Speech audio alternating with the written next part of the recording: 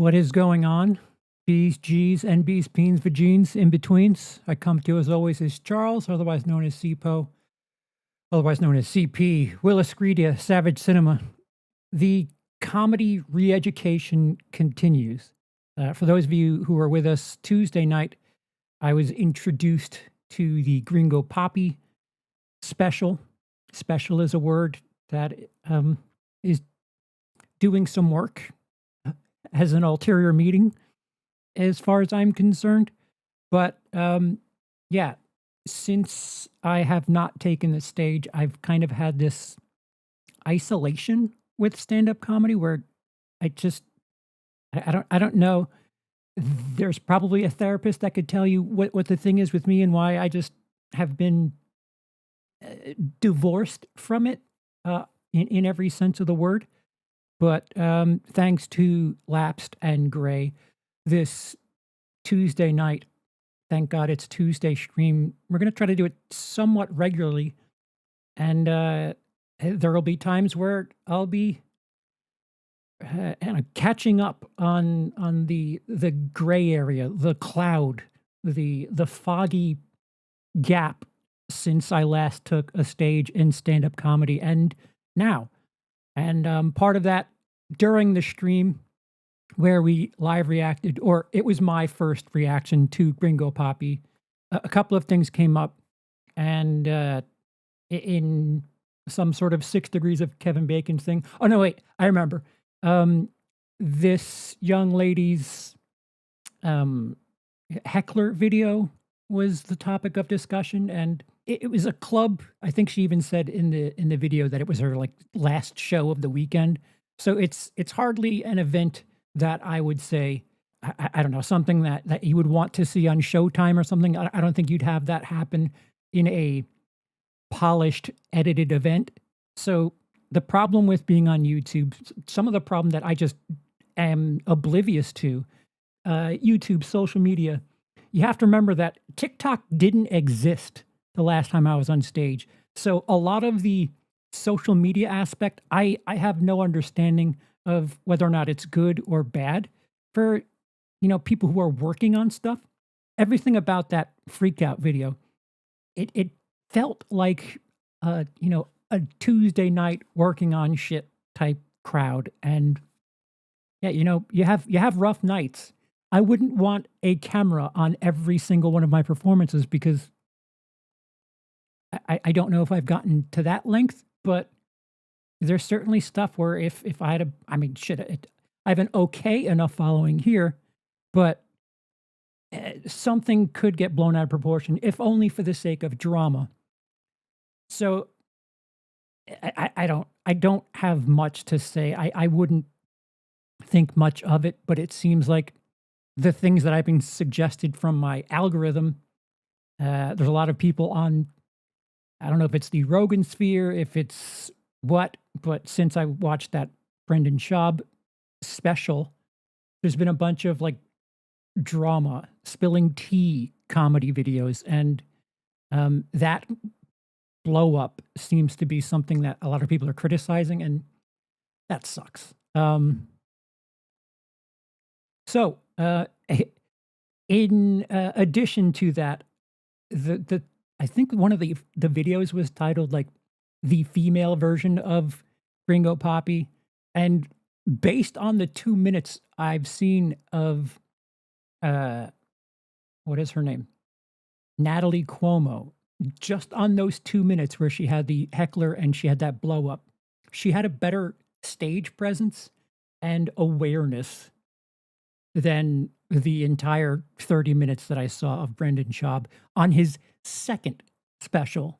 So this is something that she released to her YouTube channel, and it's her special, yet again, a special that I would call feature length. And by that, I don't mean feature film.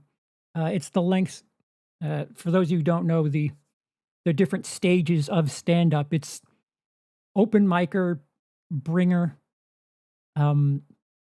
It depends on what order you go in. It could be guest spot, could be MC, but those are interchangeable. Then you have feature, which is, the guy you watch for 25 minutes before the guy who is the headliner. And then usually like after headliner is, hour-long special.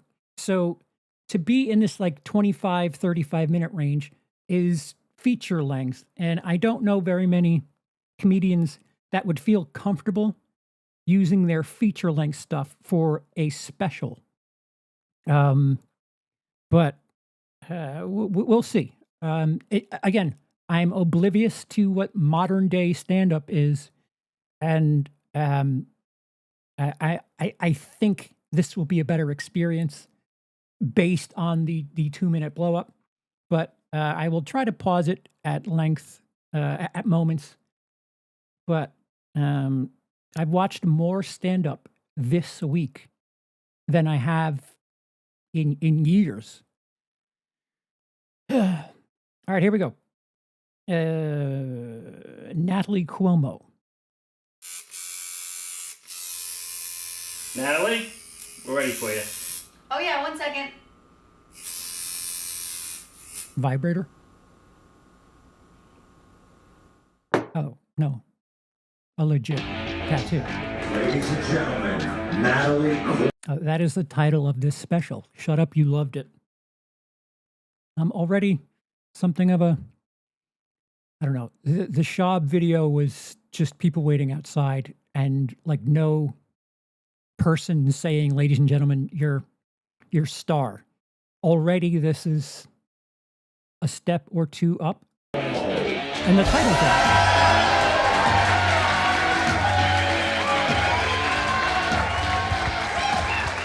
So this is New York City. The stand, I believe 2 rooms at the stand. This is the larger room of the 2.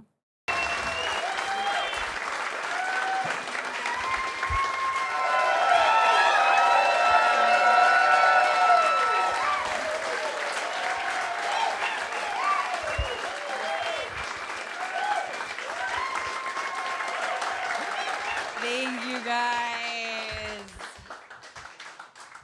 I just went through a breakup recently 2 years ago. We were engaged and we broke up. It's fine. I'm a strong, independent woman. He moved out of my mother's basement. Okay, so immediately, like a much more present, a much more technical stand-up aspect. She opened with, it's not an A+ joke or anything, but it was less than 3 sentences, and she got to the laugh line, and that was very early. The I broke up, I just got over a breakup. It was 2 years ago. Like that's the punchline. That's the humorous thing that's said, which we didn't really get from the Shaub video. And she said 2 things that are humorous and felt jokey already. Yeah, her presence is already light years better. I don't understand what the comparisons were. I'll note that, people with drama and female comedians, most especially, there's some sort of disregard or, I don't know. There's extra hurdles to climb if you're attractive. And she's conventionally attractive. So I don't know if there's just hate from the YouTube comedy sphere because she's conventionally attractive and doing things faster than your average person, but there are these dynamics that some things aren't fair, but they just happen. I know nothing about this young lady other than the blow up thing, and the connecting video to that was that apparently she's the female version of Brendan Schaub, and with what 2 sentences already, I don't think it's close, like at all. She's much more a strong presence than he is. He stole a bunch of things from me when he moved out. He stole important things like my credit card info and my trust. But he also stole weird random things, okay? Like he stole my Brita filter, my air fryer, my pubic hair trimmer. He's like, you can move on, but you're gonna do it with a full bush. Is anyone here married or engaged? Is she nervous? She's doing this very heavy exhales on her end of sentences. I don't know if that's a thing that she does. Maybe that's the gimmick that people are unhappy with, but I would assume it's nerves because she's got a heavy breath at the end of her sentences. But yeah, I don't know. Wow. I feel like you can tell a lot about a relationship by the proposal, right? Like I should have known it wasn't gonna work out with my ex by the way he proposed, right? He didn't do something sweet. Our families weren't there, although he did propose to me in the middle of crazy sex, okay? We were in my mom's basement. I was tied to a massage table, and the safe word was yes. Yeah, that's a stronger laugh line than she got. Also, I think I hear laughter from the other room, which like this is a club in the city. The Stand is a club in the city that has multiple rooms. To be on the technical side here, it doesn't sound like it's mic'd properly for like a special, but I don't know if that's like some weird echo thing, but it does sound like you're hearing laughs from the other room.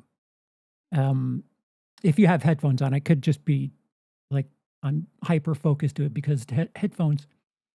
But yeah, that joke could have gotten a stronger response. I'm assuming this is a one night recording because I feel like if you were to record for a special, normally what they do is they film multiple performances, multiple shows, and then you kind of pick and choose when, you have three versions of that joke, that performance, that reaction to choose from. And then the strongest reaction is the one you kind of edit in there. And you play around. You do a little visual magic because maybe your presentation was better on one, but the response was better on another. So you borrow the presentation from one and underlie the response from another. But already, I don't know, we're 2 minutes in and there's what feels like stand-up comedy already. I do live in my mom's basement. Thank you. Yeah. It is hard to date when you live in your mom's basement. Like, if I go on a date with a guy and it's going well, I'll be like, hey, you want to come over? My mom goes to bed at 8. I was hanging out with this guy recently. We're getting to know each other. And he's like, where do you see yourself in the next few years? I'm like, dude, I don't know. Maybe I'll be upstairs. Finally, he slept over, and my mom made us breakfast in the morning. Yeah. She looked at him. She's like, so, what'd you guys do last night? I'm like, Mom, you're embarrassing him. He drank too much and he couldn't get hard. I was like a really sexual kid.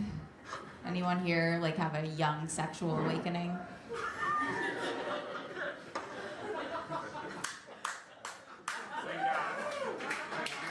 All right, now I feel creepy. Now I really feel creepy. But when I was in kindergarten, my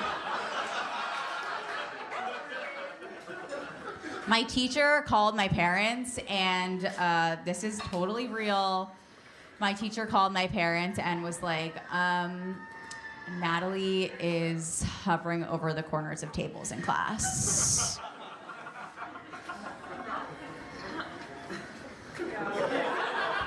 All right, it's very noticeable now.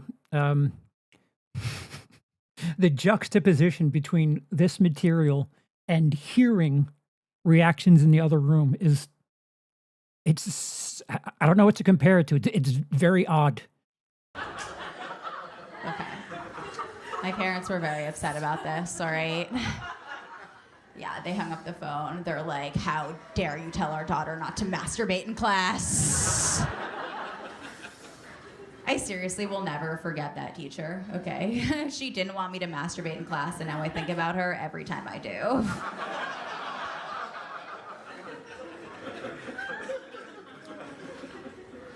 How long have you guys been dating?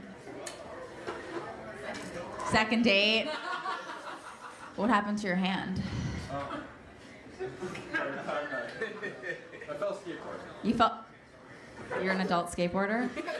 So, all right, so it's definitely not mic'd like a special should or would be, especially if she does crowd work, like normally. This is odd to have it this way. If you're dependent on crowd work, you want the crowd mic'd if you're going to be doing stuff like this. If not, that's, I don't know. Again, I'm not a crowd work guy. I don't really appreciate crowd work. There are some things that people love now, roasts and like that Kill Tony stuff, and it's not for me. But it could be a self-preference thing, but 4 minutes into your act and you're already on crowd work makes me think that you don't have strong material to get yourself, I don't know, we're talking about a 30-minute special, and she can't get a third of the way through without leaning on crowd work. But again, I'm giving you my first thoughts as they come out. I could be proven wrong. She could be, 20 minutes of crowd work, and what have you. I'm explaining things the way my 2019 brain are processing them. So again, whatever I'm thinking, it's very dated. I realize that TikTok did not exist the last time I was on stage. Remember that.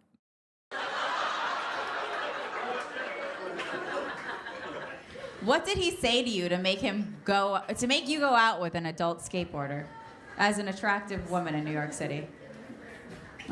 See, this is a thing where you would want a shot of them, because we just have to take her word for it that the person she's speaking to is attractive. Like, that helps sell the story. Because as a home viewer, you're not in that crowd. As a home viewer on specials, you want to give as much visual information as possible, especially with crowd work, because you'll watch, specials on even Netflix. When someone does something where they're talking to the crowd, you will have a reaction shot either from the stage or from the side, just to give people watching an idea of what it is that the comedian is speaking to, what they're seeing, especially because it may play into the joke. This is the filmmaking background speaking, but visually, if people aren't in the crowd, you want to give them as much information as possible, because you might be doing them a disservice for the sake of the joke. So give them as much visual as anyone should have. I don't like the fact that I'm cutting in. There could be. I'll try to go back if I step on a punchline. Oh, what was his line? No. You know what it is? This is what we do. We go for ugly guys. That's what we do. We watch too many romantic comedies. We thought they were safe. Listen, you're not ugly. It's just that we date a little bit down. Okay, that's what we do. He's an adult skateboarder. Okay. We just want to be a little bit hotter than you. That's all, okay? We just want to be safe. Oh, wow, a lot of women can't laugh at this right now because you're with your ugly men. I see.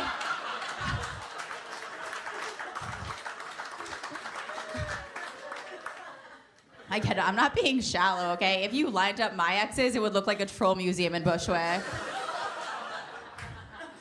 My ex, he was the drummer of a band that just didn't exist. He slept in a bunk bed that he made himself. And he had a grandson, so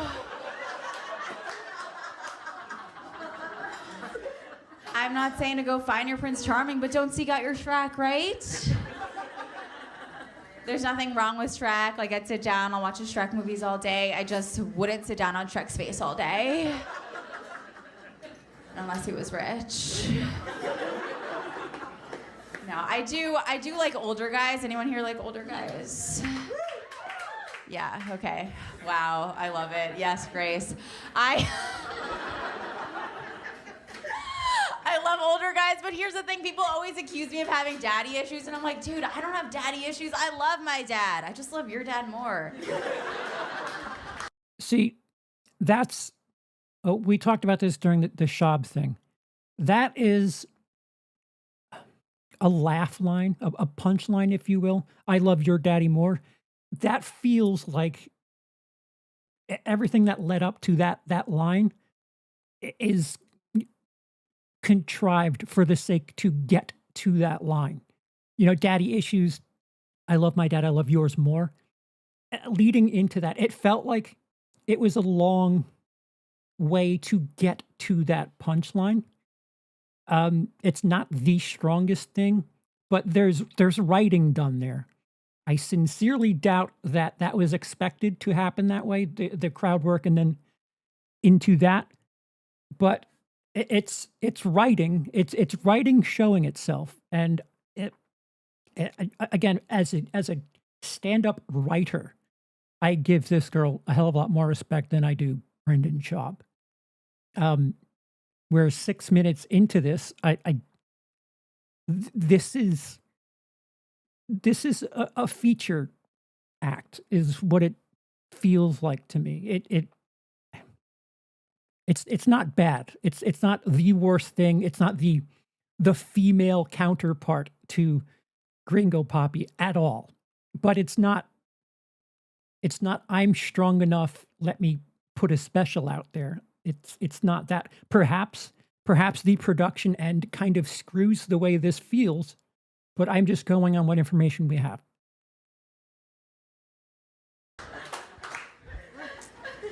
Dating sucks, though. It really is hard, especially in this city. I grew up in New York City. Yeah, see, because now she goes into dating. That feels like that you know, daddy issues, just to get to that. You know, I love your daddy more. It's broken. You did crowd work with someone that dates a skateboarder, and then worked to daddy issues, and now back to dating.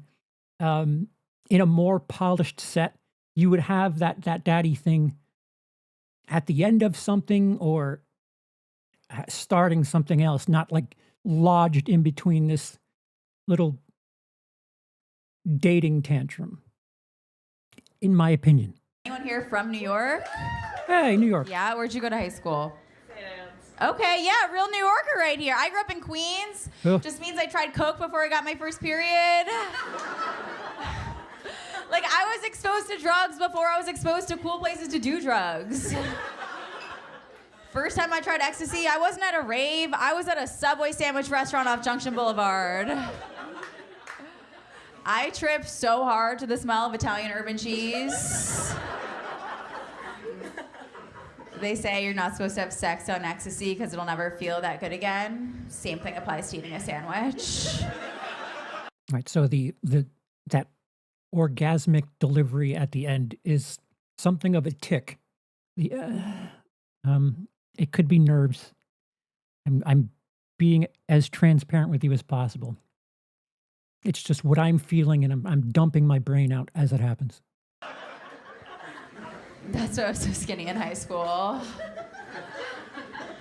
I loved this guy in high school. His name was Luke. I don't know if he's here right now.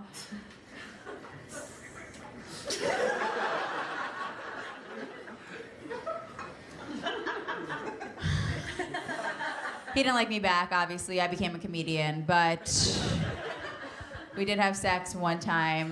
Thank you. Yeah, thanks. Thank you. Thank you. But the one time we had sex, you guys will never guess what happened, okay? The condom broke. I know, I thought it was awesome, but he didn't think so. He really didn't. He was pacing around the room. He's like, I don't know what to do. And then he did the nicest thing a guy has ever done for me.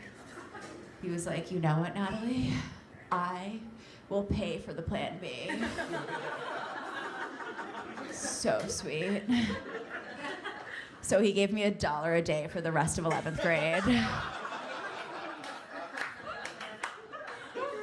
And I took the plan B 50 days later.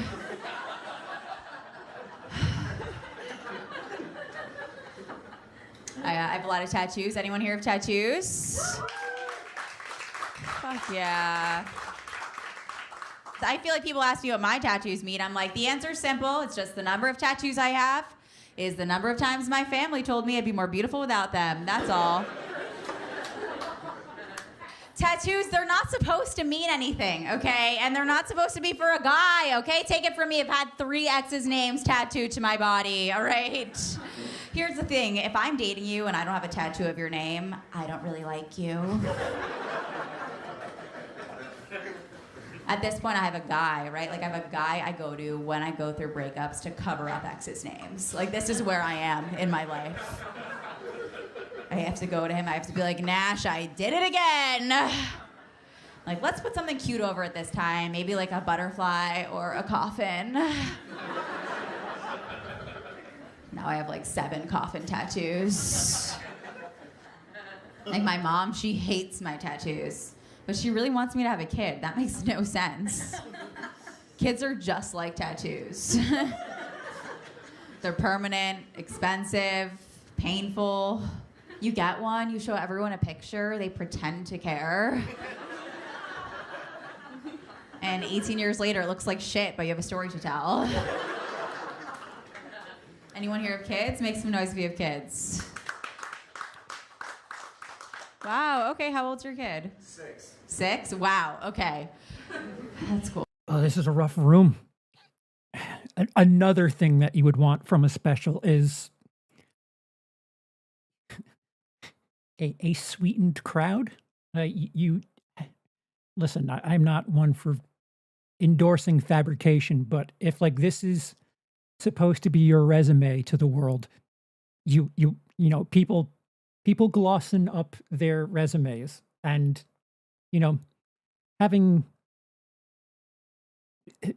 a lively sounding crowd is just, you know, a way of telling your mother to act like, you know, she's your previous job. And I want to get into it. Like, it's not the best look to have this be like the quote unquote special.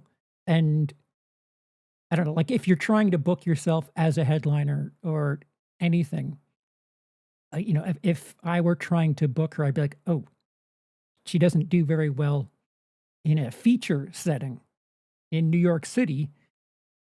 I don't know. I have no idea if she could post things to YouTube or TikTok or whatever every week, and there's tons of things to choose from. It's just calling this a special with it feeling like, you know, a Thursday straggler crowd is it's disheartening. Is it a boy or a girl? A girl? Great. Do you have custody? No, I'm sorry. Also, second time she's done something different with crowd work. It's me personally, the masturbating in school, and then the boyfriend that didn't pay for Plan B. Those are both like school stories. I would have them together. Although now that I'm thinking about it, they're only split up by crowd work. So it feels like the 10 minutes I've seen so far could be rearranged to have more solid bits. But 2 different moments of crowd work in between stuff that I wouldn't call A+ material.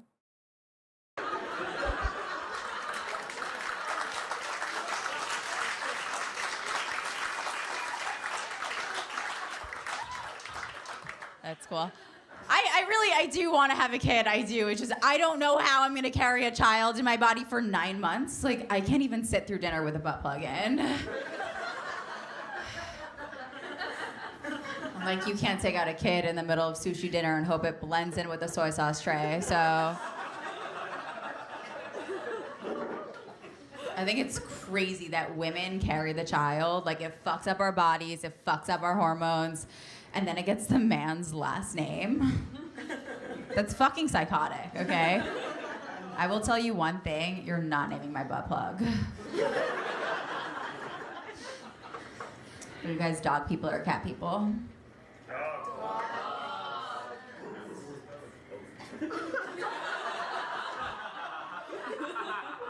What was that? I don't know what animal that was. Your dog makes that noise? Can you do it again?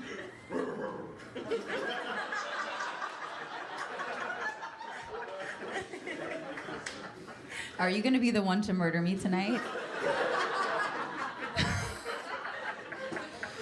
Wow.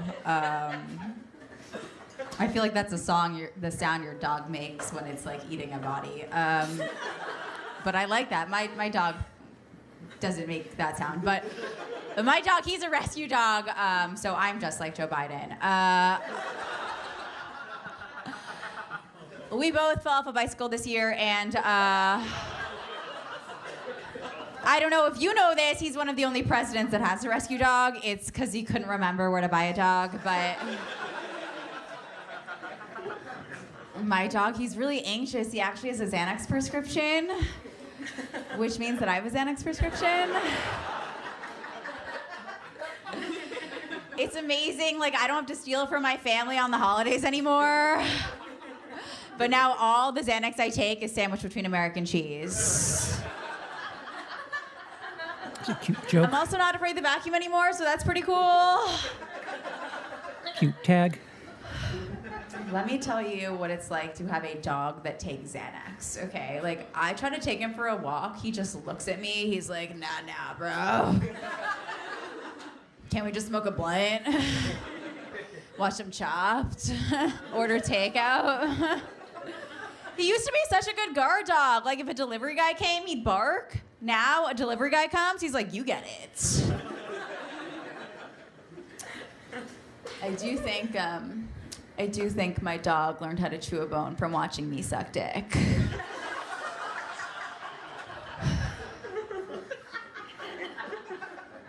I don't know where else he would have learned to use that much teeth.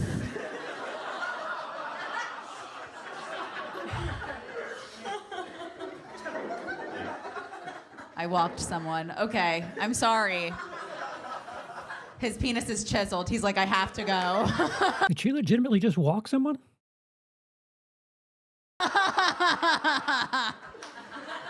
He's like, I got a circumcision at the wrong time in the wrong place. If that's legit, I'm hoping that's just for the sake of getting that line in there. If that's legit, you edit that out. No, my dog, he gets in there, he gets all the marrow out, and if someone tries to take his bone away, he loses his shit. So we're very similar. Yeah, I'm a little bit of a masochist. Anyone like a little bit of a freak? Yes, great. Yeah, okay, all right. I know it's hard when you're a masochist, right? Because if something hurts, I don't know if I should go to the doctor or just enjoy it. But my doggy was a pandemic dog, and I was worried that he'd care that I'd used his leash before he got there, but it was totally... It was all good. It was fine. We're buddies. We are buddies.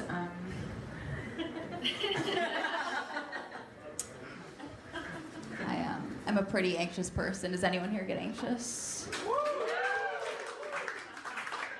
My God, thank God. You guys, I hope you could have some of my anxiety right now. Please take it. Take it. I hate it. I feel like people that don't have anxiety, they just don't understand it. You know what I mean? Like, my friend recently, she's like, oh, Natalie, I saw a meme about anxiety. I think I understand you now. I was like, what? Okay, what did the meme say? She's like, it said anxiety is like trying to parallel park with a bunch of people watching. I was like, no. That's living in Manhattan. Anxiety is when you feel like the worst possible scenario is about to happen all the time, right? You're always thinking like, what's the worst possible thing that could happen to me? And that's about to happen to me right now. So you sit in your room in the dark and you cry and you eat cheese and you wipe your tears with the wrappers and you realize you're lactose intolerant and there's no Xanax in the cheese. That's anxiety.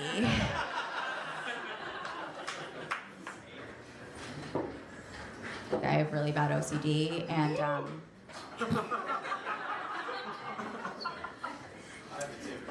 nice. You wanna fuck?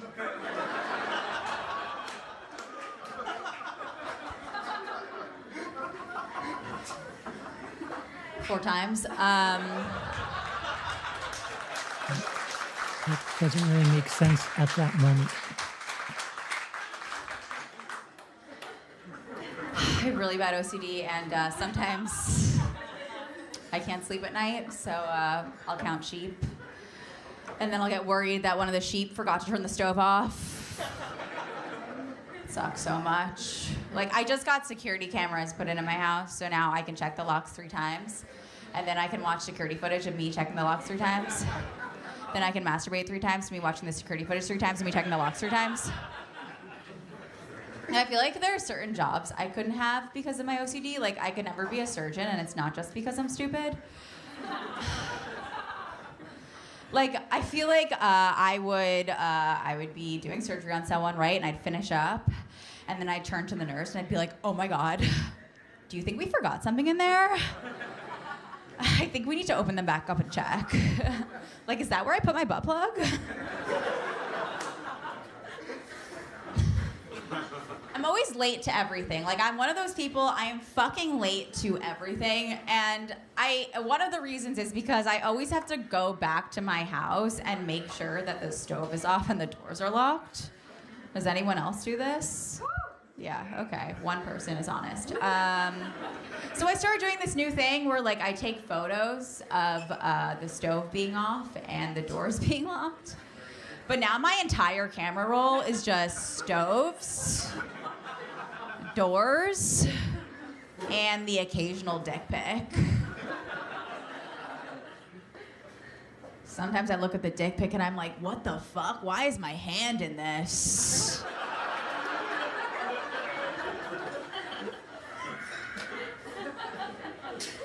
It never happens with the door pictures, though. I feel like when I was a kid, first of all, when I was a kid, and if I met myself now, I would be horrified. I really would. I would be horrified. I would be afraid of who I am right now because I was afraid of everything. Like, I thought everyone was scary. I didn't even go to school on Halloween until I was in high school. Yep, I was too scared. My mom would drive me to school. We'd sit in the car, and she'd be like, do you think you can go in? And I'd be like, no. I hated it. I hated the pranks. I hated the fake blood. I hated the guys wearing costumes. It wasn't until I was much older that I realized guys are much scarier when they're just being themselves. I wish I could have been like, hey, Natalie, you think Nikki's scary wearing the Scream costume? Wait till he's wearing nothing but an expired condom.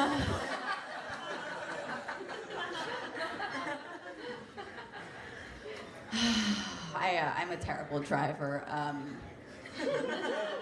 Is anybody else a woman? Yeah, I'm a really bad driver. Is anyone a bad driver in here? Yeah, right? It's so fun being a bad driver. It really is. It's fun just driving around like you're playing Mario Kart in real life.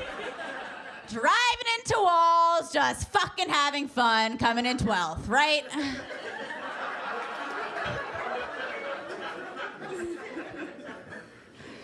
I like it. But, you know, the worst part about being a bad driver is when you have to drive other people around, right? Especially men.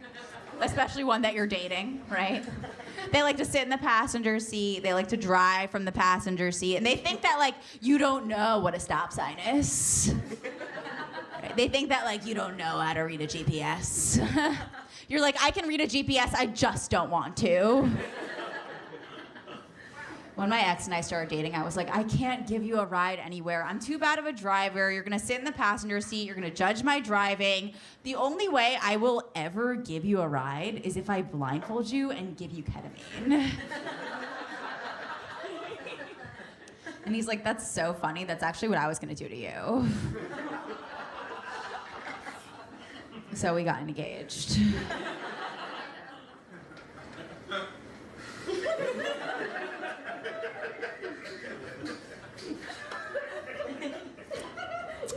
I'm a pretty jealous person in relationships. Anyone here get jealous? This whole front row of men, you all look pretty possessive. Are you guys possessive? No. You guys are so chill. How long have you been together again? 2 years, but you're long distance? No, she was in LA. She moved here. Okay. How'd you meet? Facebook? Wow, that's a bold move. And your foot's on the stage, which I like. Keep it there. I'm kidding. Take it off.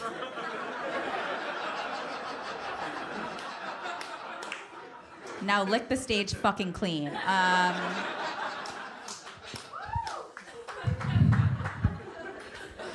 Yeah, I feel like I get pretty jealous in relationships. Like, if I'm dating a guy and he gives any other woman attention, I lose my fucking mind, you know? Like, my ex was telling me the story. He was like, oh, Christina picked me up from the airport yesterday. Isn't that so nice?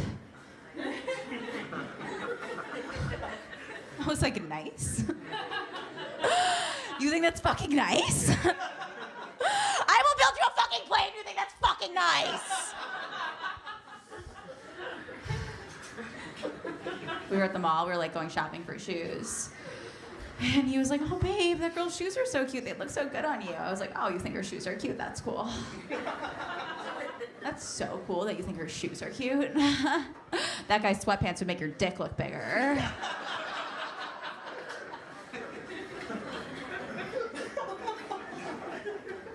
Before I did comedy, I worked at a coffee shop.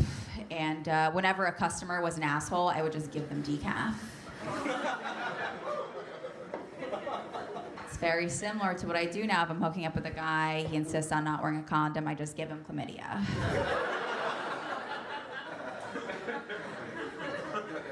The truth really burns when you pee, as you know.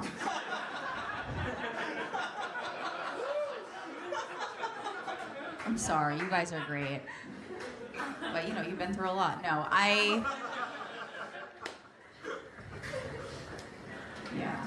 I think the worst part about like being engaged to someone and breaking up is really the wasted blowjobs, really. I think that's the worst part. It's like, I thought I was gonna be with this fucking guy for life. I gave him so much head just to get it out of the way, you know? I just like, count to 300, it's done. I'm like tallying up for life, and then we fucking break up.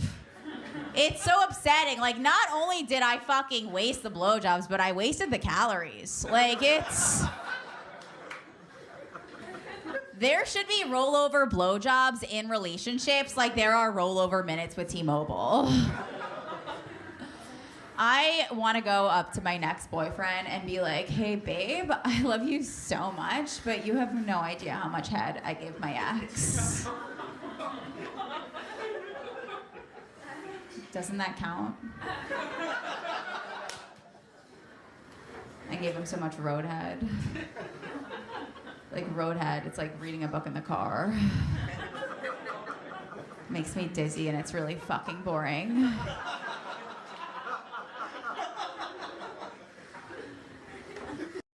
Roadhead could have been a roaming, to stick with the cell phone analogy. Roadhead could have been part of roaming charges or what have you. Missed opportunity there. I feel like over the pandemic, a lot of my friends were getting back with their exes. Pathetic move there. It's really a disappointment for me. I had to hear about them all over again, you know? I feel like getting back with an ex is like eating at a restaurant that gave you food poisoning. Right? It's like you eat there, you spend the entire night throwing up and crying. And then you're gonna go eat that shit again? It's like, even if you go back a few weeks later and they're like, hey babe, I've changed my menu. Like, they're still touching raw meat with no glove, so. I gained a lot of weight over the pandemic. I lost it, but I lost it in a really unhealthy way, okay? I gained and lost like 20 pounds by drinking laxative tea. Don't knock it till you try it. But I was really depressed, you know, so I put whiskey in the tea. And then I would just black out and wake up shitting.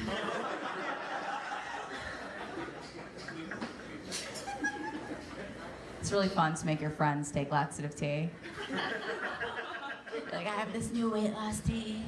They text you the next day, they're like, I'm gonna kill myself.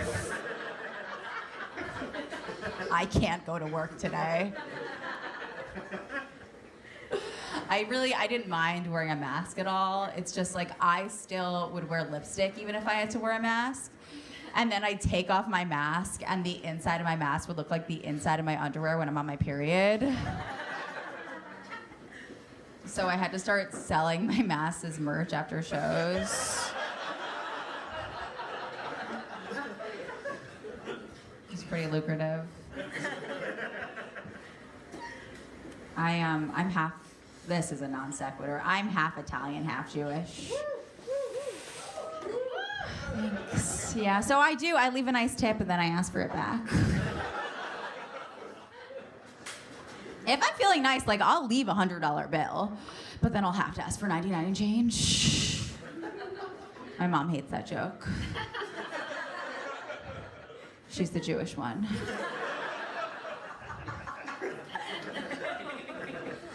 She's like, what are you talking about? Jewish people are not cheap, okay? And Italians don't tip well. Your dad was stingy as fuck. My mom only likes the sex jokes. Do you three know each other? How do you guys know each other? Sisters, friends. Ooh, okay. I always felt like if I had a sister, I wouldn't be as weird as I would because they'd be like, you're a fucking freak, you need to stop. Is that true? Yeah. It's like there's this one thing that I did when I was a kid that I feel like my parents should have put an end to, okay? And that's I would obsessively pick my belly button. They should have put an end to it. I mean, my belly button, it was scabbed, it was disgusting, it was bruised, it was purple, okay? All they did is they put me in a onesie. That didn't work, okay? I put my arm up the leg. I was like, ha, you can't stop me. It was so fucked up. I remember one time I was like, I can't handle having this secret. It's like, I need to confide in my best friend. So in 4th grade, I told my best friend, Joanna. I was like, Joanna, I have to tell you something. I picked my belly button. And she was like, Natalie, I always wondered what you were doing down there.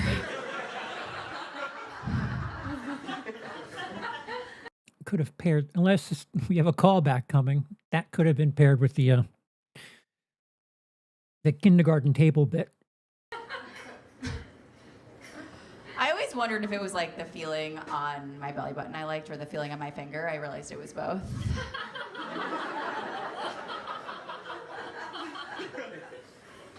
Then I had these problems later in life because like I had this roommate and she had a phobia of belly buttons, so I had to move out.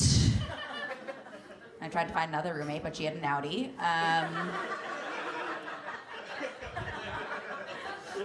I'll never be okay. Do you guys live in New York? Do you live in New York? Are you visiting?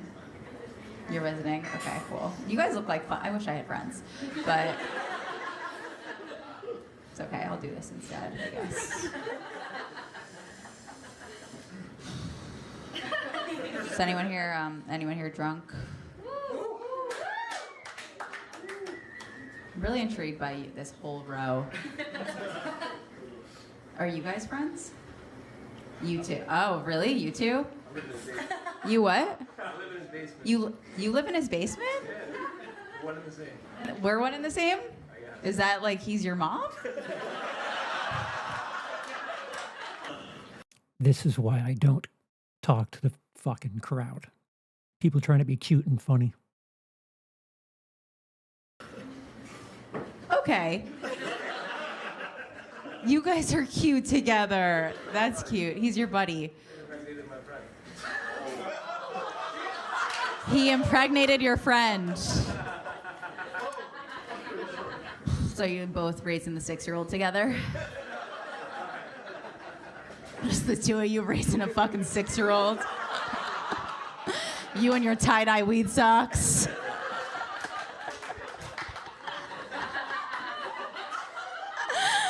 Who's watching the kid tonight?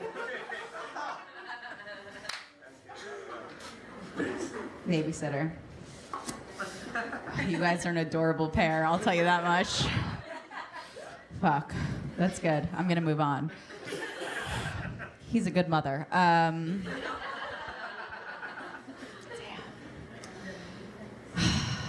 Yeah, I don't really drink that much anymore because stuff like that. I don't want to get, impregnated, and then it was in college?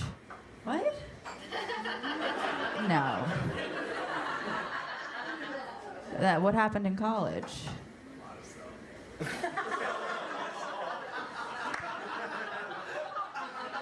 Yeah, you need the crowd mic'd if you're going to do this much crowd work. I feel like college is like the biggest waste of money ever, to be honest. Like, you got a kid out of it. You're in even more debt. Like, the only reason I'm glad I went to college is now there's no grammatical errors on my OnlyFans. Like, I have a bachelor's in environmental science. I can't get a fucking job with that, okay? You can't get a job with a bachelor's in environmental science. Like, not only that, I'm not qualified to do anything. Like, I'm not even qualified to milk a cow in someone's backyard unless I'm naked.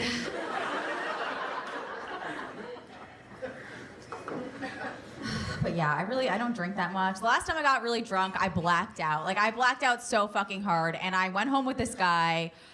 I woke up, he was in my bed, and I had no idea if we'd had sex the night before until I farted and cum came out.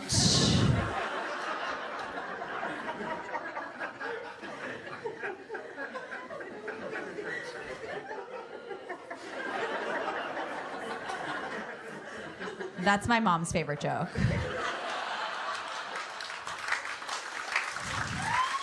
All right, you guys, I'm Natalie Cuomo. Thank you so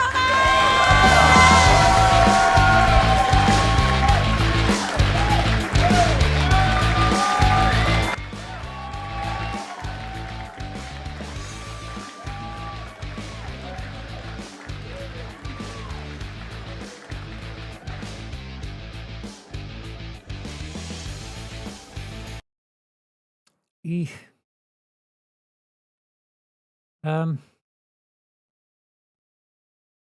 Okay, so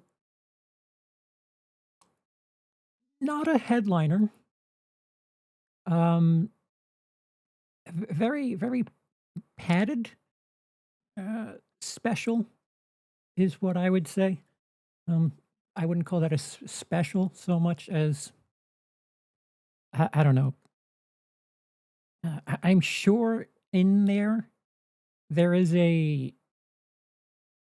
I'm sure in there's a tight 10 because the beginning felt strong. Um, if you sift through the crowd work and kind of organize things to have a bit more flow, like her act is very heavy on being a sexually adventurous woman. There's a way that you can organize that to have a bit more flow and a bit more, I don't know, of a narrative feel to it, but much shorter, or at least for now. Again, you'll have to correct me and let me know what makes something a special by today's standards. Because I don't know if that's something that I would sit on and have that speak for me. I mean, I don't like unless I'm done with a bit. At all points, do I say, "Yeah, it's not done yet." That doesn't represent what the joke is now. Um, uh, I, it could be different now. Like I don't know what makes her famous. Like she could be a content creator or legitimately an OnlyFans actress, model, both. I don't know. So I have no idea what like her claim to fame is. The comparison to Brendan Schaub confuses me. Like it's the one thing that I like about being oblivious. Um, is not really knowing the story outside of the comedy. Uh, she's a much stronger stand-up than Brendan Schaub. Having said that, she's what I would call a feature. I don't know if she's headlining just yet, but it got very padded. Some people can do crowd work for a very long time. Paul Veneer, one of my favorite, comedians, one of the last guys I performed with prior to just stopping. Paul Veneer could do a full hour and a half doing crowd work. And he's done it so much where if you watch him on multiple occasions, you're like, oh, that isn't as spontaneous as it feels. That's interesting. Which is another reason why people do crowd work to build up some sort of mathematic purpose to where you have jokes prepared for. I did crowd work 10 times talking about this thing, and 4 times out of those 10, this type of environment came up. So you prepare yourself with a joke for those 4 times. And then, on the 11th time, if that comes up, it feels stronger and you look like you're a heck of a lot more spontaneous, but you're really not. It's like magic trick shit. Um, Paul Veneer, I think he told me he was like doing 20 years of crowd work to where, you know, things came up, uh, and overlap happened, and it feels spontaneous if you're there for the first time, and it's awesome. I avoid crowd work at all times, so uh, I'm envious, jealous, all of the above because of the the wild cards that are out there that you just don't know what could happen. Um, I think there's a solid 10 minutes there. I think you could have a tight 10 in that, what, 30-minute special that she just uploaded. I don't know what the purpose of this being a special is, but again, I have no understanding of the modern environment in the comedy world. Yeah, so not the worst thing I've seen, not the worst thing I've seen this week. Very padded. I would say, if you whittle that down to 10, maybe 15 minutes, and I think maybe re-record it with a different audience. The audience they sounded a little rough. There were some things that she said there that, considering reactions she got at other times, some things that I would have expected to get a laugh, especially considering the way things went in the beginning. There's a thing or two where it's like, oh, that's kind of got screwed over there in that response. But there's strong stuff there. It's something that I would say if she were still doing this material in 3 or 4 years, that same 30 minutes could be much fuller and things moved around a bit. But I don't know. I don't know what people have a problem with. Is it because she's attractive? Is it because she's attractive and talks about sex a lot? I'll never understand why people have issues. I'll need to look into why people have an issue or how it is she got to be popular. There's that everywhere. People bothered and or jealous at someone getting success when they haven't earned it, quote unquote. But it doesn't feel like, she's a weather girl who's just has no business doing stand up. There's stand up material there. It's good.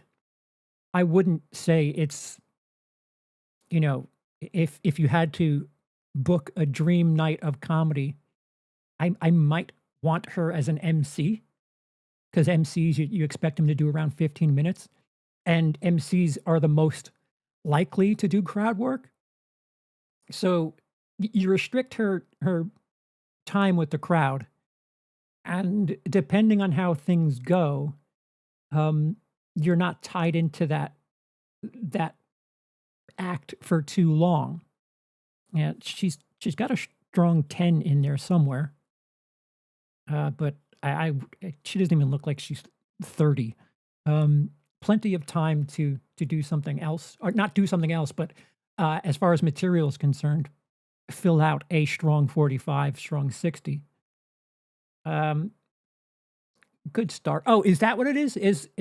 Did she just start? Because that would make sense. But it's on her channel. So the other thing about comedians is ego takes part, excuse me. You don't really have that sobering inner reflection there. Like you feel confident, but you don't really listen to the part like you're not ready yet. I don't know a single person, a single comedian, in their 20s that wouldn't jump at an opportunity, even if they don't think they deserve it. There's things that I thought I was ready for that I had no business entertaining, but just because it was an opportunity, I jumped at it. And we forget that when we take advantage of an opportunity that we don't truly deserve, it makes us look bad for other things in the future. Like, all right, here's your moment to shine. If you don't shine, people will remember that in the future when they hand out another opportunity. But I'm being a little philosophical at this point. But I will take a quick break, and we'll wrap this up, and you can give me your thoughts.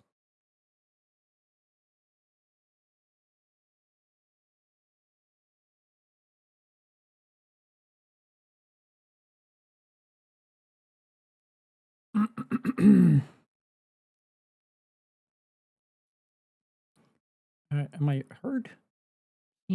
Oh, this is on. Okay.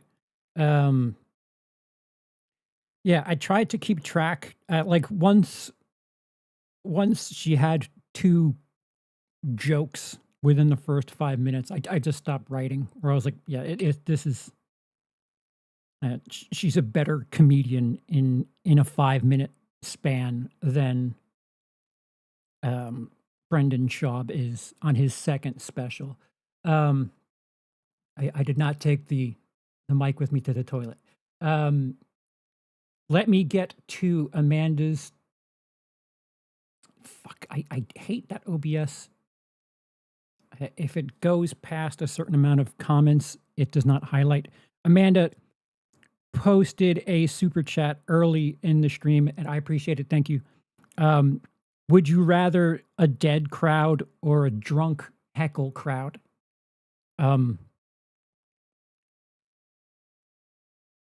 Me personally, I want.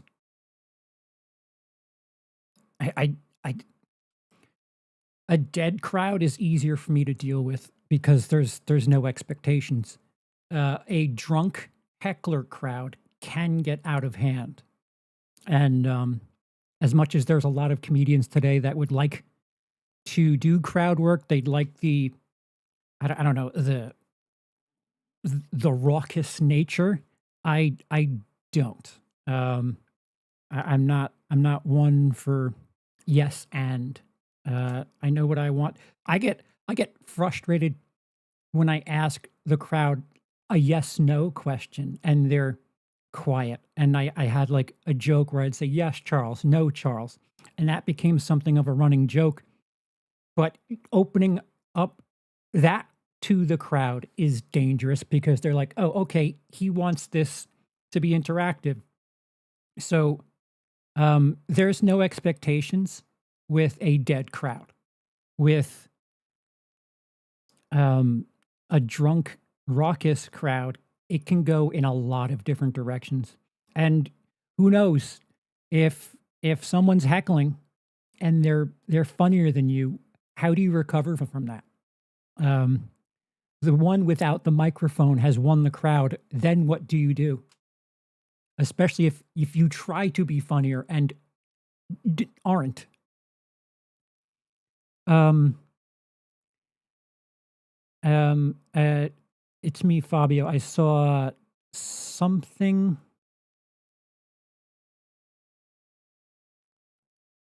Uh, so you think she's good enough to be a stand-up comic? I'm seriously asking.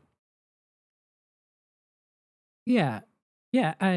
Um, that that special is on her channel. Um, that could be a situation where she gambled on herself. She could have produced that herself. Um, like I said, I doubt she's got to be in her 20s or whatever. Um, I y- y- y- you need some sort of humbling, and no matter how close people are to you, you don't believe anything you hear, and you need to like find it out for yourself because there's rare occasions where people tell you one thing, but uh, the response is something else. So I don't think there's as much harm in her putting up what appears to be a self-funded special on her YouTube channel, where she's getting the AdSense from that.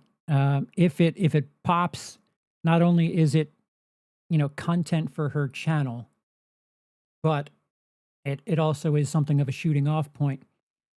Asking me, I I would not I would not want that to sit as a special because it's got long gaps.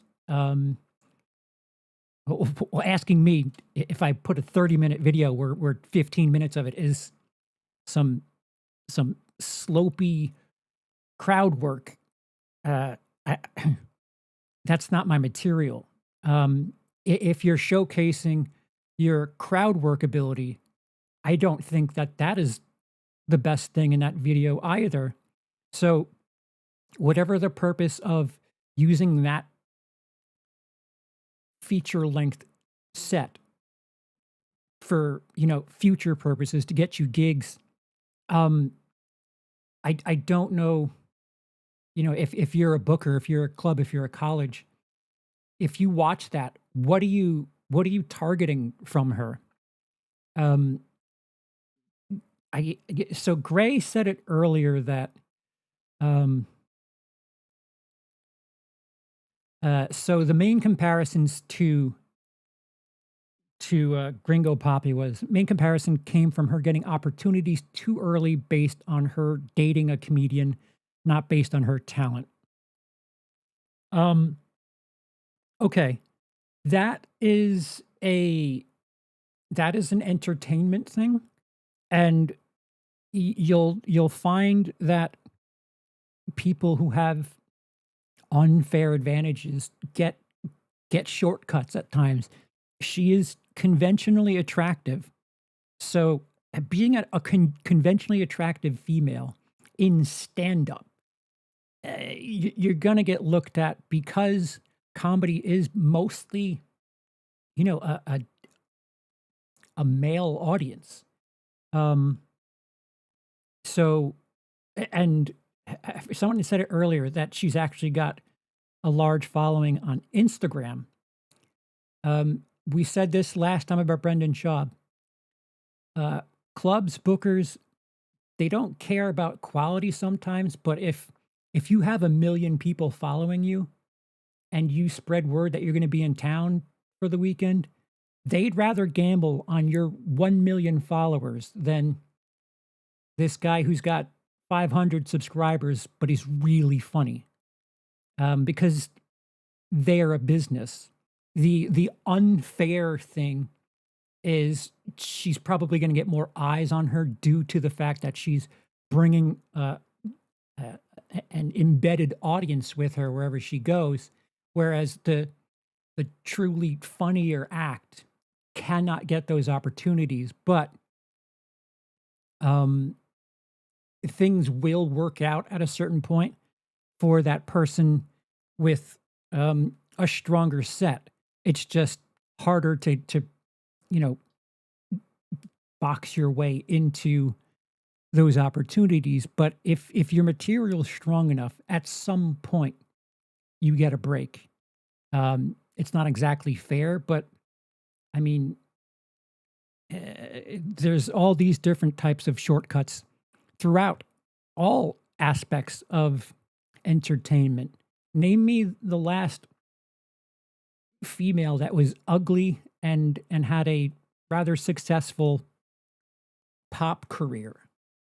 And I'm not saying like, jazzy, Starbucks type music. I mean like pop, like hip hop.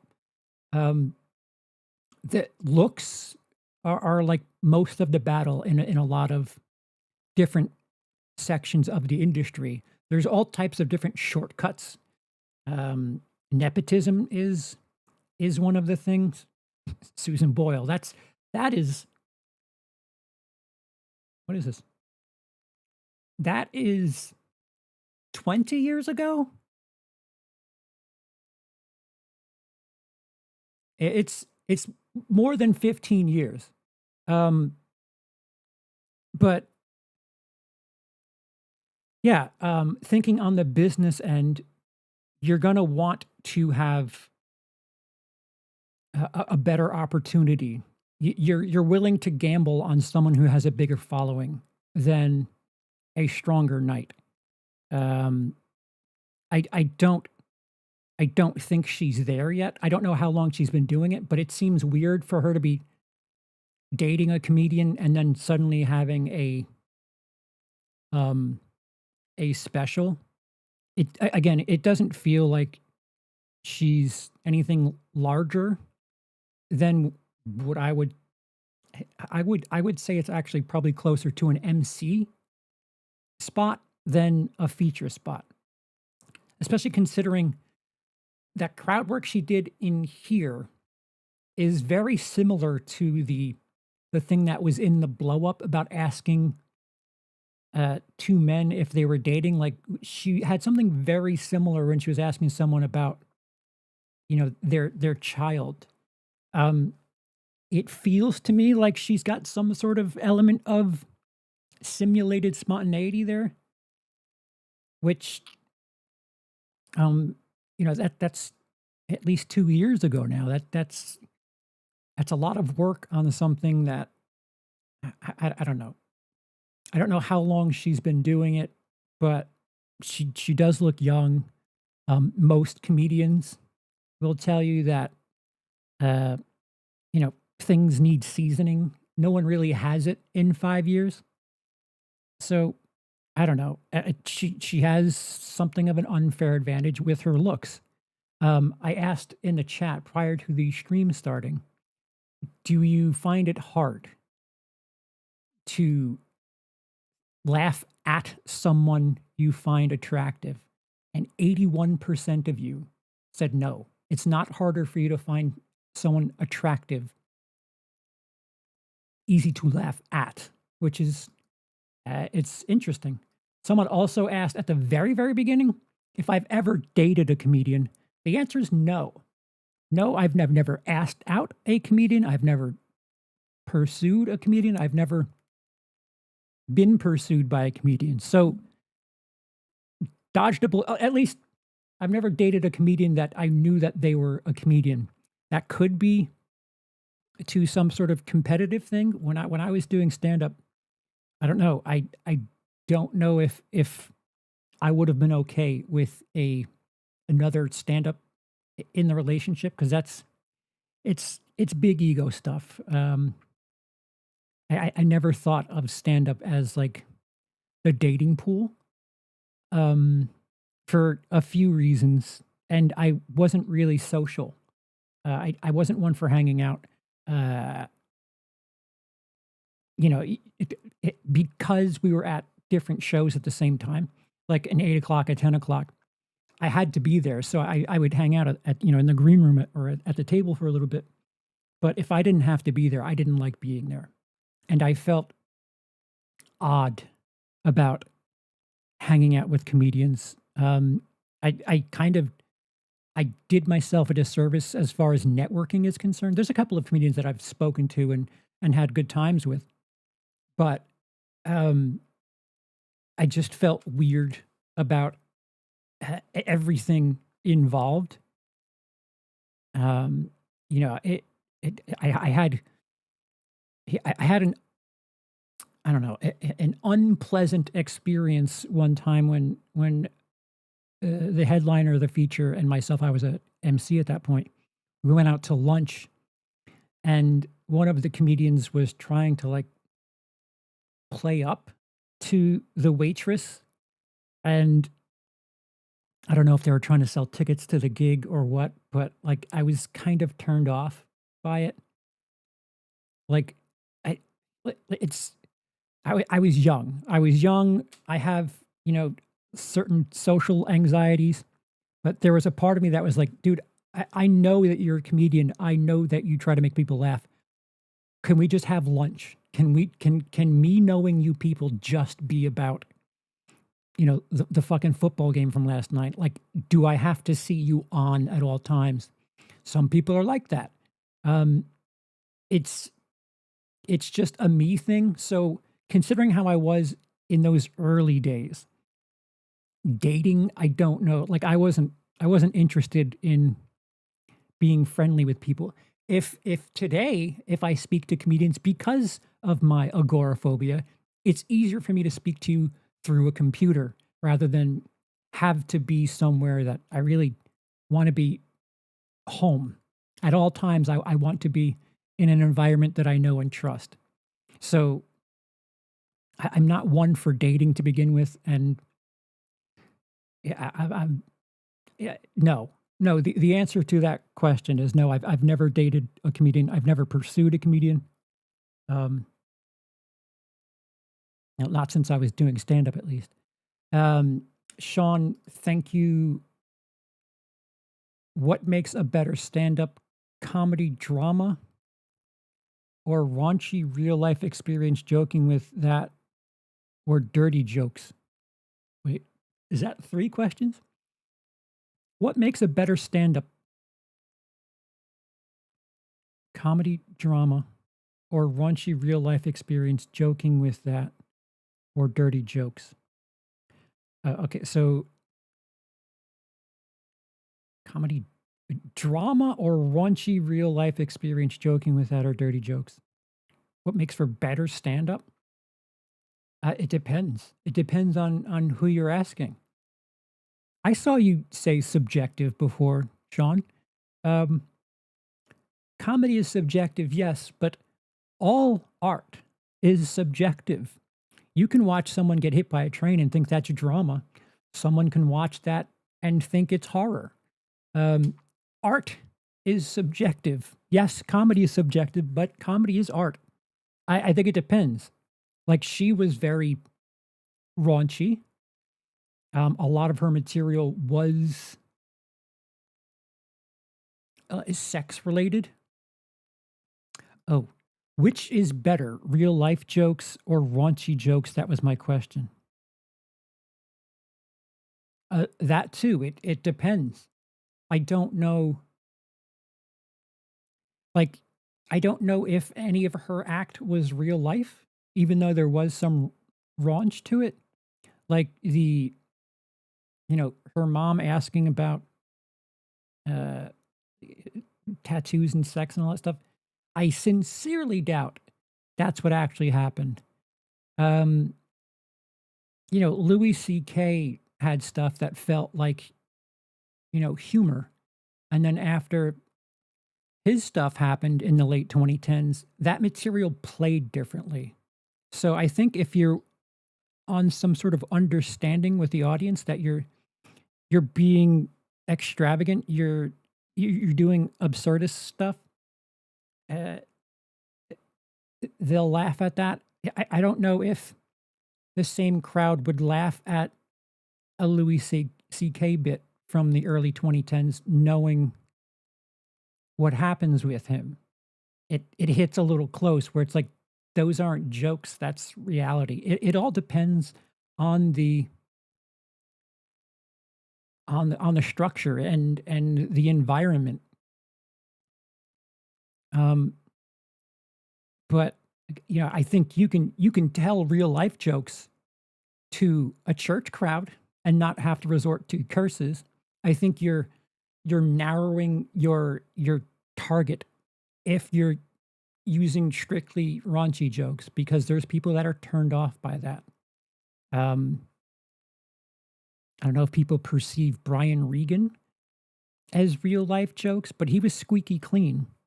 If he told you a real life story, being stupid in school, I doubt that was real life, but he's got a bigger audience to attract with that humor. You're doing yourself something of a disservice if you're doing raunchy humor. But raunchy stuff is strong. Richard Pryor, George Carlin, Eddie Murphy, Chris Rock. The list goes on. But I don't know. Does anyone consider Seinfeld, any of his humor, like real life? That's like asking what's better, paintings or pencil drawings. Very good, Jaden. Right. Different type of art. Subjective, but art all the same. Preferences. Yep. Is there a female stand-up comic that you consider a great comedian? Also, who are your favorite comedians in general, not specifically female? Sure, there's female stand-up comics that are great comedians. I have not seen Lisa Lampanelli since I've been off the grid. Lisa Lampanelli emceed my first performance ever. I think she does that raunchy stuff really well, or did that raunchy stuff really well. Nikki Glazer, very strong. Ali Wong, very strong comedians that are female. Eliza Schlesinger, like there's good comedians. Oh, shit. Is it Jessa Reed who has the bit about meth pee? Laughed my ass off at it. That was both vulgar and real life. So yeah, those are a handful of great comedians while having this big 5-year, technically 6-year fog that I am oblivious to. I've watched, still technically two comedians, their specials from the last 2 or 3 years. One was Brendan Shaub, the other was Natalie Cuomo.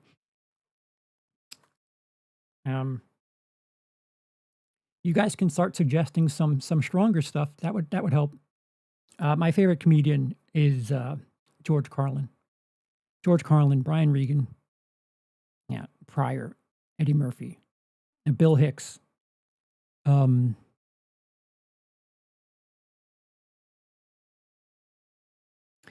Mitch Hedberg.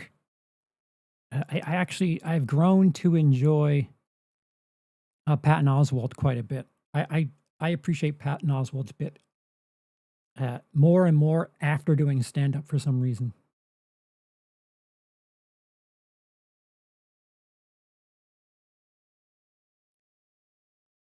Comedy is the most subjective genre. I would agree. I think Comedy 31 Debrief proved that. Yeah, but that's, again, so the counter to that is what? So drama is objective. I think people's taste is just more vast. It doesn't make anything objective by comparison.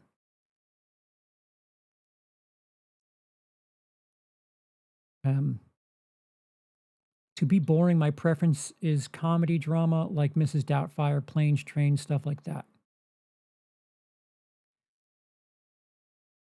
I don't I don't know. I wouldn't call Mrs. Doubtfire or Planes, Trains comedy drama. A dramedy. I would consider something like American Beauty a bit more dramedy. Um, but that's fair. A real masterclass of comedy with these two recent specials. Probably beat, I think older comedy's way better. Eddie Murphy is the greatest in my opinion, even though he's only done two specials. Delirious is my favorite. And the thing that Eddie Murphy is one of those rare occurrences. Those two specials were done before he was 25. He was very, very strong, very early. Most comedians need time in the oven, but man, he was extremely funny. And his stage presence was tremendous. But I think I think he was doing comedy at like, very young, before becoming a teenager. So don't overdo your comedy. Step Brothers is guilty of that. Man-child stuff gets old after a while. Don't know what I was trying to say, would probably beat came out wrong. Nothing is ever objective. When you be honest, Mrs. Doubtfire has a bitter divorce, some drama there, Planes, Trains, more comedy, I'll give you that. Nothing is ever objective. See, so what's the point of saying comedy is subjective? Drama is subjective. Thrillers are subjective. Jazz music is subjective. So going back to Ms. Cuomo, I was writing a little bit here for, I don't know, punch-up purposes. There was a time or two where I kind of thought, oh, it would be nice to put this here, or here's a good tag for this thing you just said. If she's dating a comedian and not working on that's puzzling. But when she listed the things that her ex-boyfriend stole, there were a bunch of kitchen items. Like she brought up a air fryer, a blender or something, and then went to a pubic hair shaver. There's like, if you're going to stick around there, I don't know. See, this joke is as dated as my stand-up, but you can have some sort of punchline about Bed Bath and Beyond, or a store that is now like Bed Bath and Beyond. If you're going to have that boyfriend steal, household kitchen items, and have the punchline be a pubic hair shaver, it still works. But again, I don't know what store there is today that would be the I don't know, the replacement for Bed Bath and Beyond. Bed Bath and Beyond existed the last time I did stand up. The Loves Older Guys, I Have Daddy Issues, that is on an island. So she did crowd work, and then asking someone about dating, says she loves older guys, goes into daddy issues. I love my daddy. I just love your daddy more. And then goes back into other crowd work. That bit is on an island by itself. And it feels more and more like she just had a good line. I love my daddy. I just love yours more. That's one of those things where it feels like she has the line. I'm curious to see if since then, if she's kind of filled that out. Because that to me feels like, there's stuff of me on the internet. You could watch it. And it's like, no, there's much more to that bit than what is on this video. It feels like I've had stuff where I'm strong at, I have the punchline, but I don't have the you know, I have the yard, I don't have the house built yet. Um, Considering that was on something of an island, I'm wondering if that was new or something that she really wants to figure out a way to um, make that work. Again, it's another reason why, as far as writing is concerned, I give her a hell of a lot more credit than Gringo Poppy. I don't know if that's fair comparing her to that. There's comedic writing in her bit. Is it, you know, 30 minutes of a special? No, but you didn't see that on Netflix either. Um, More often than not, I'll tend to side with the comedian. Like if it's free on YouTube, the only thing she's doing is costing herself opportunities with potential employers. Um, I don't know if the comments are on there. Um, I have not checked. If the comments are on, you'll be surprised um, how. I mean, just use that as an example. Check the comments section and look at how simpy some of the comments will be. I'm not saying all of the comments, not even half, but there will be a fair amount of people that will watch her just because she's pretty. Um, and that's half the battle, getting people there. And the added bonus is if they're going to show up all the time, if you could somehow develop a really strong act, then like you already have the simp audience. If you can get something else on top of that, it's only going up from there. Although I don't know the entire story behind the blowout from a few months ago. Um, but apparently she had like death threats. That's insanity. That's absolute insanity. Um, would she probably want to do all that over again? I yes, but again, to side with the comedian, I don't know if that's like that's a moment that every comedian would want out there. Like it doesn't feel like it was her on her best special night. More like a night where she's trying shit out. Everything about it sucks, but again, I think she's very young in every sense of the word.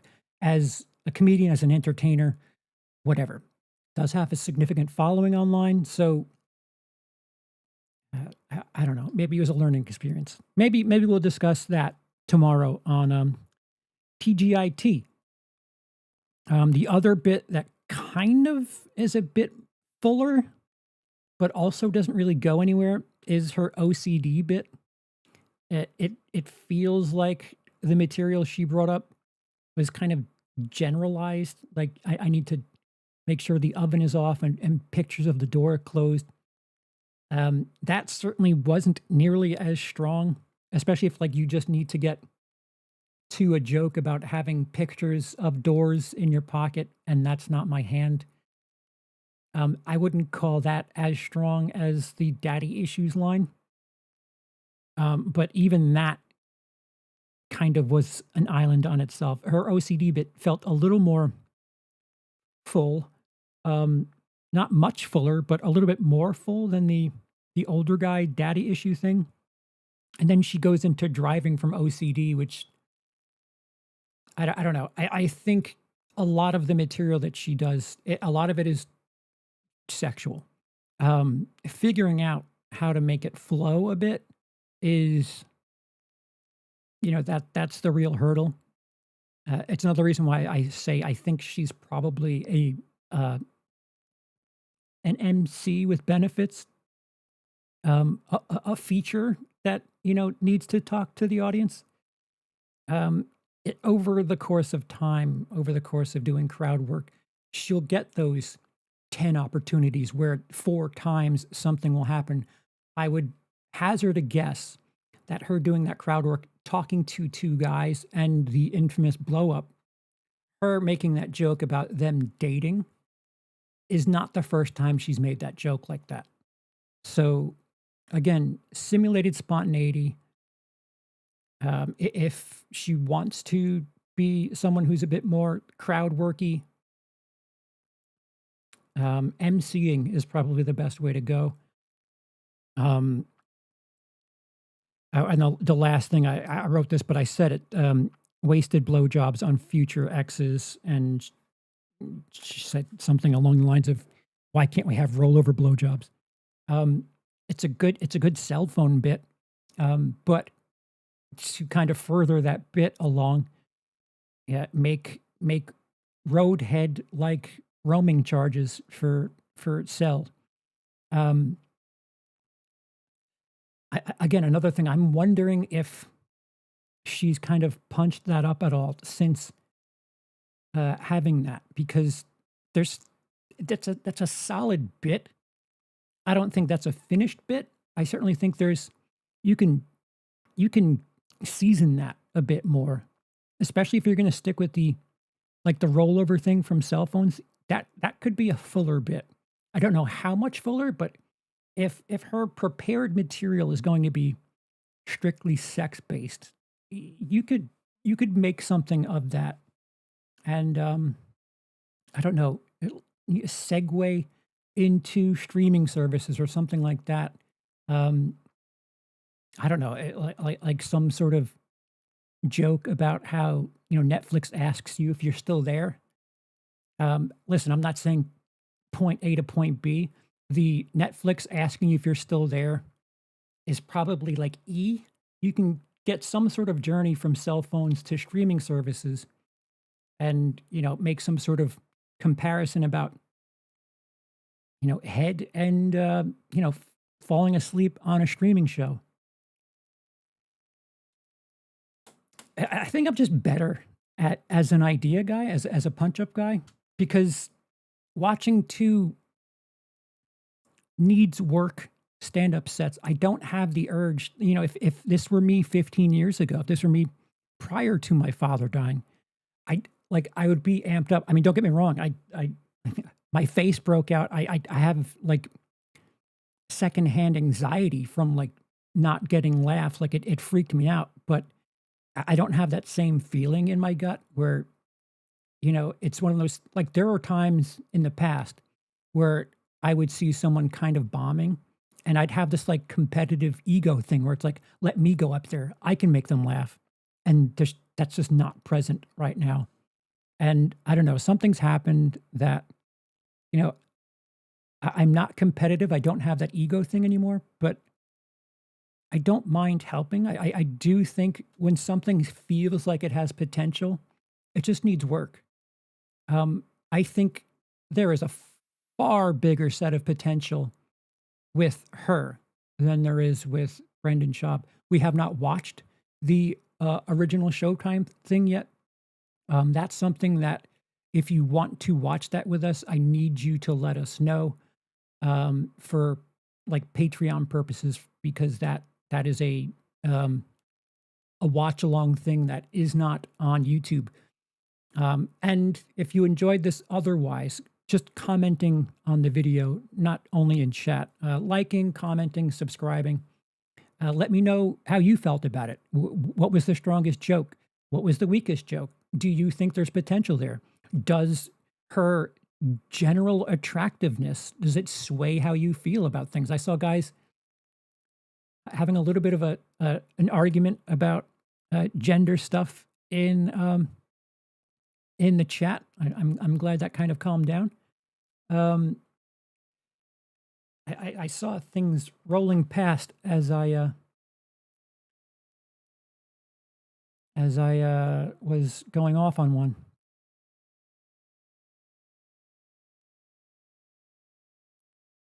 She's pretty, I won't lie. Comedy hit and miss. Too reliant on dirty jokes. I just commented on your short, but I'll say it on here again. Specials I love. Joe List, I hate myself. Mark Norman, out to lunch. Daniel Tosh, completely serious. Anthony Jeselnik's thoughts and prayers. Couple of heavy hitters there. She wasn't attractive in my subjective opinion. Subjectively, thank you for letting us know that it was subjective. We do recognize that if you're conventionally attractive, things go a little bit easier for you, yes? Like, I don't think that opportunity would be presented if, you know, it were me in a bikini. It just things work out differently. I don't know how to not be I don't know. Who's the most overrated comedian to set chat on fire? I'll go Adam Sandler. I don't like most of his comedy, more his dramatic work. He hasn't done like stand-up work in decades. A terrible recent special is Joe Rogan's Burn the Boats. Stay tuned. The TGIT crowd are going to get into the Rogan universe of comedians. We have thoughts. I second that. I won't mention Bill Burr, Louis C.K., or Shane Gillis because I'm pretty sure you're pretty familiar with their material. I've shared the stage. Well, not shared at the same time, but I've been on the same bill as at least one of those comedians. Old school Bill Burr. How about just Bill Burr? Roadhead roaming charges is a solid premise. It is. It is like that's why. I don't like. I feel like that set that she just put up there. It's a good concept. I think you could fill that out, and 5 years from now, you know, little morsels from that could be tiny pieces in a much bigger, stronger set.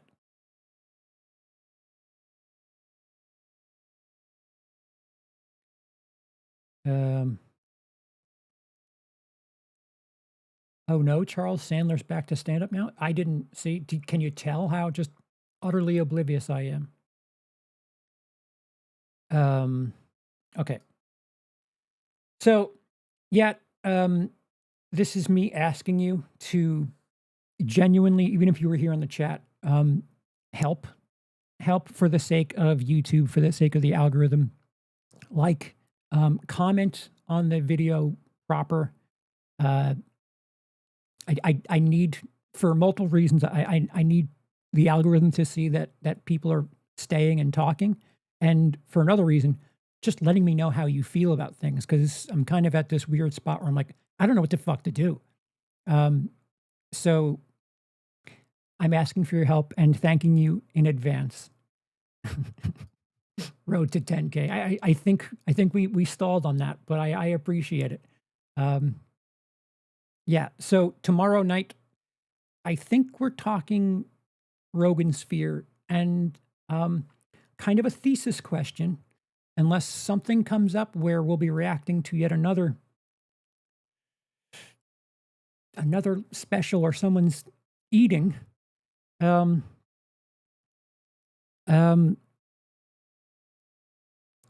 we have something of a thesis question that might buzz some feathers because it seems as if the Rogan universe of comedians are well regarded. You heard me last week. I had something of a spicy topic, dicey, spicy, that I think Rogan, his podcast is far better than his stand-up. His UFC commentary is far better than his stand-up. Him hosting Fear Factor is better than his stand-up. If you were to give me 3 elements of Rogan, stand-up wouldn't be in that top 3 for me. So there's that. There's the other comedians in his like smaller circle there. We'll discuss that. And who of them would you consider like platinum grade comedians? Like if you had a desert island, how many of the Rogan Sphere comedians are you putting on that deserted island of comedians? So yeah, thank you in advance. We'll see you in just about 24 hours. And yeah,